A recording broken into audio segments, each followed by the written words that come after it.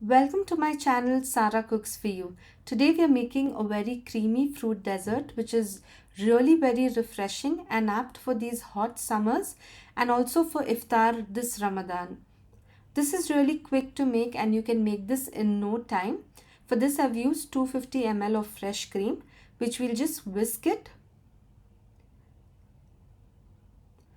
and then we'll be adding all the fruits to this. It's better if you whisk it while it's cold. So now we'll add some honey to it. I've added about 1.5 to 2 tablespoons of honey.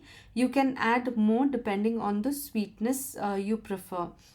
So now, and also a pinch of salt to just balance and enhance the flavors of the fruits and the cream. So just a pinch, don't add too much. We'll whisk it again and then add about 4 drops of vanilla essence. This also adds to the great taste of this creamy fruit dessert. We'll whisk it again and then we'll start adding all the chopped fruits. You can add any fruit of your choice. I've used bananas, apples, mango and grapes.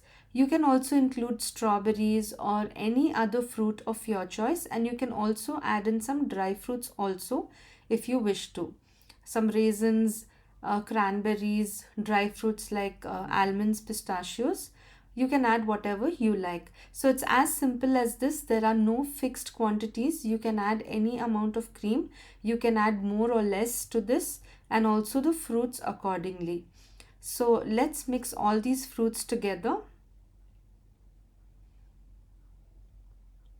And this dessert is ready to be served.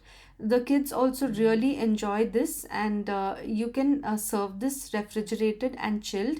It tastes best when it's really cold. So we'll transfer this to a serving dish, and I've also saved some more fruits to just garnish it, because on its own it looks very plain and boring. So we'll add some of these colorful fruits on top.